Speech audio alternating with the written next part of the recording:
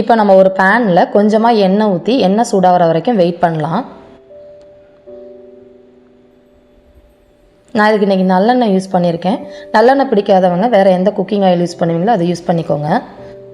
நல்லா எண்ணெய் சூடாகிடுச்சு. இந்த ஸ்டேஜில் நம்ம ஒரு 1/4 கிலோ 250 கிராம் அளவுக்கு நான் வந்து சின்ன வெங்காயத்தை உரித்து வச்சுருக்கேன். அதையும் போட்டு நல்லா வதக்கிக்கலாம்.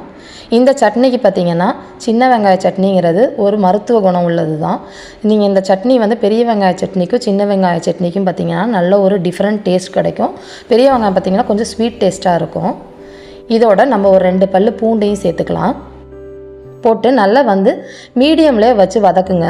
கொஞ்சம் உப்பு போட்டு வதக்குனீங்க அப்படின்னா நல்லா வதங்கிடும்.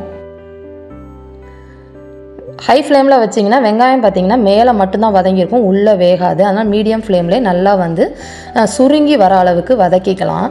அதோடையே நம்ம சின்ன சைஸ் பால் அளவுக்கு நான் புளி எடுத்து ஆட் பண்ணியிருக்கேன். அதையும் இதோடய போட்டு நல்லா வதக்கிடலாம்.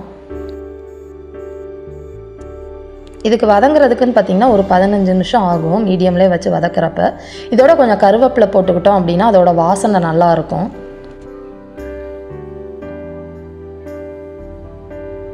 இப்போ நம்ம பச்சை மிளகாய் ஆட் பண்ணிக்கலாம். இது காரத்துக்கு ஏற்ற மாதிரி சேர்த்துக்கோங்க. நான் இன்றைக்கி 20 பச்சை மிளகாய் அதில் ஆட் பண்ணியிருக்கேன்.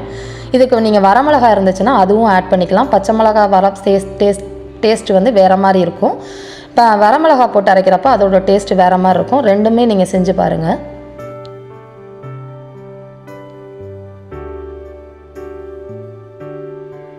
இப்போ பார்த்திங்கன்னா நல்லா சுருங்கி நம்மளோட வெங்காயம் நல்லா வதங்கிடுச்சு.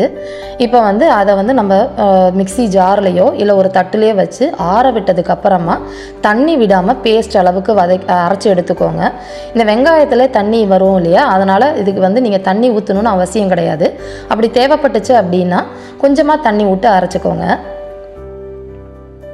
மிக்ஸி ஜார் சின்னது யூஸ் பண்ணிங்கன்னா அதை சீக்கிரமாக அரைச்சிடும் தண்ணி ஊற்றாமையே.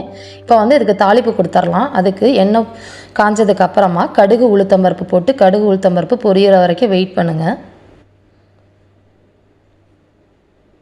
அதோடையே நம்ம கருவேப்பிலையும் ஆட் பண்ணிக்கலாம். இதில் ஒரே ஒரு வரமிளகா வாசத்துக்காக போட்டுக்கலாம்.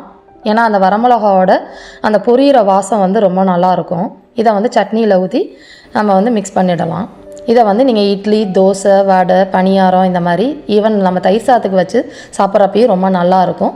இந்த சட்னியை நீங்கள் செஞ்சு பார்த்துட்டு உங்கள் கமெண்ட்டை போஸ்ட் பண்ணுங்கள். இந்த வீடியோ பிடிச்சிருந்துச்சுன்னா லைக் பண்ணுங்கள், ஷேர் பண்ணுங்கள். மறக்காமல் எங்கள் சேனலை சப்ஸ்கிரைப் பண்ணி வச்சுக்கோங்க. தேங்க்ஸ் ஃபார் வாட்சிங்.